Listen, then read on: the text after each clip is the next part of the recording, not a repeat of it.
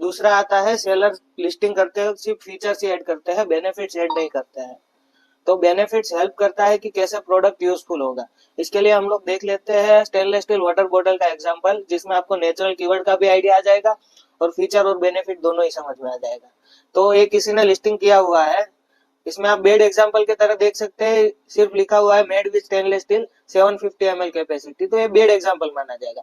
इसको आप इंप्रूव कैसे कर सकते हैं, फीचर बेनिफिट और नेचुरल कीवर्ड ऐड करके।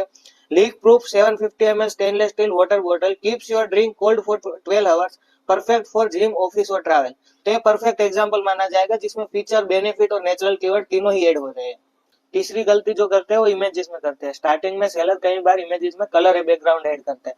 आपको हमेशा व्हाइट बैकग्राउंड इमेज यूज करना है और आपको लाइफस्टाइल और क्लोजअप शॉट दोनों के इमेज ऐड करना है, हाई रिजोल्यूशन में करना है।